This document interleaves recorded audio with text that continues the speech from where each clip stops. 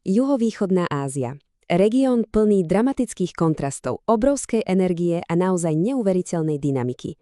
Je to miesto, kde sa prastaré sily formujúce našu planétu stretávajú s pulzujúcim ľudským životom. Dnes sa pozrieme na to, čo robí tento kút sveta takým jedinečným. Hneď na začiatok si položme jednu kľúčovú otázku, ktorá nás bude sprevádzať. Čo vlastne stojí za tou neustálou zmenou, tou krásou, ale zároveň aj tým nebezpečenstvom, ktoré tento región tak definuje? No, odpoveď leží hlboko pod povrchom.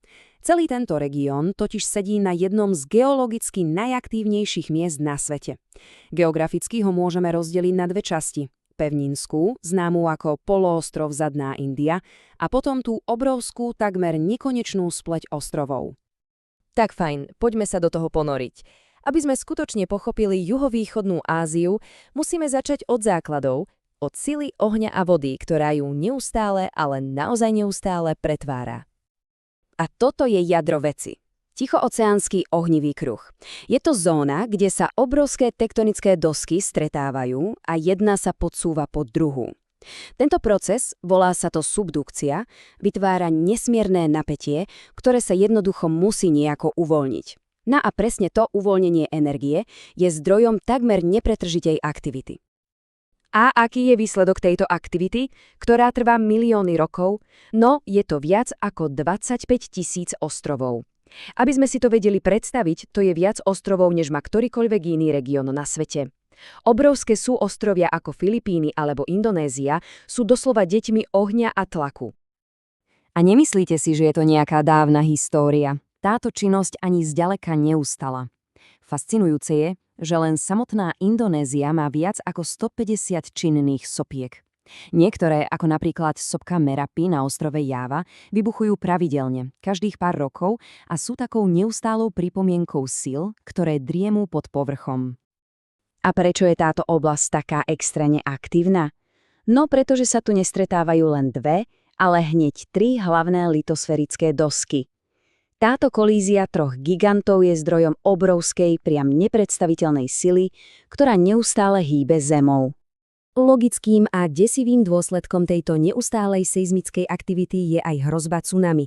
Keď dôjde k zemetraseniu na dne oceána, uvoľnená energia dokáže vytvoriť vlny, ktoré sa šíria obrovskou rýchlosťou a majú absolútne zničujúcu silu. Je to neoddeliteľná a samozrejme rešpektovaná súčasť života v tomto regióne. Dobre, tak sme si prešli sily pod zemou, ale čo tie nad ňou? Geológia totiž zásadne ovplyvňuje aj klímu a v juhovýchodnej Ázii všetko riadi mocný rytmus monzúnov. Dá sa povedať, že je to akoby dých celého regiónu. Život v regióne sa delí na dve hlavné obdobia. Letný monzún, ten prináša masívne dažde, ktoré naplňajú rieky a jazera. Je to obdobie rastu, hojnosti. A potom, naopak zimný monzún prináša sucho, kedy sa krajina mení. Tento predvídateľný cyklus ovplyvňuje úplne všetko, od poľnohospodárstva až po každodenné plány ľudí. A presne táto kombinácia tropických teplôt a monzúnových cyklov vytvorila jeden z najbohatších ekosystémov na svete. Nájdeme tu napríklad raféziu, najväčší kvet, ktorý mimochodom páchne po zhnitom mese, aby prilákal hmyz. Žijú tu kriticky ohrozené orangutany, ale aj najmenší cicavec na svete, netopier veľkosti čmeliaka. A samozrejme slávne varany komotskie, prekvapivo zdatní lovci. A ak by sme chceli jeden dokonalý príklad, ako monzúny menia krajinu, pozrime sa na rieku Mekong. Je to životodarná tepná regiónu a počas obdobia dažďov príjme toľko vody, že sa jej tok doslova obráti. Voda je tlačená späť proti prúdu do najväčšieho jazera v oblasti Tonle Sap.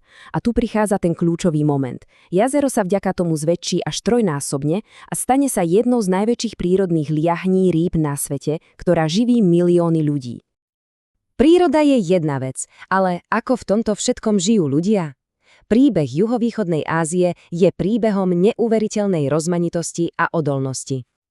Tá rozmanitosť je až ohromujúca. Je to región absolútnych protikladov. Na jednej strane máme Singapur, hypermoderný a jeden z najbohatších mestských štátov sveta. A len kúsok od neho východný Timor, ktorý patrí k najchudobnejším krajinám. Brunei má obrovské bohatstvo vďaka rope, zatiaľ čo Vietnam sa stal globálnym centrom výroby obuvy. A táto pestrosť sa samozrejme odráža aj vo viere. Ak by sme to zjednodušili, môžeme povedať, že na pevnine dominuje buddhizmus. Na ostrovoch, ako je Indonézia, zase udáva rytmus života islám. No a potom sú tu Filipíny a východný Timor, kde prevláda kresťanstvo, ktoré sem priniesli európski kolonizátori. Ale viete, za všetkými tými číslami a mapami je tu aj hlboká filozofia.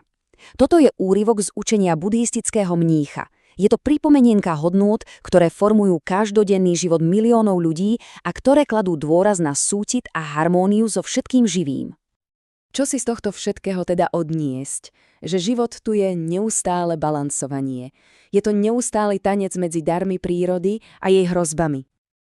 A tu je ten kľúčový paradox. Na jednej strane je tu nesmierna hojnosť. Región je bohatý na ropu a zemný plyn. Ale čo je ešte dôležitejšie, sopečný popol z erupcií vytvára jednu z najúrodnejších pôd na svete. A práve preto ľudia celé tisícročia žijú na úpatiach sopiek. Lenže na druhej strane je tu neustále prítomné nebezpečenstvo. Zemetrasenia, sopky, tsunami a tajfúny sú bežnou súčasťou života. A to nás privádza k záverečnej myšlienke. V prostredí, kde úchvatná krása a obrovská úrodnosť existujú len vďaka tým istým silám, ktoré prinášajú skazu, čo je tou najdôležitejšou vlastnosťou pre prežitie? Možno to nie je len odolnosť, ale predovšetkým schopnosť čítať a žiť v súlade s rytmom prírody, ktorý dáva aj berie.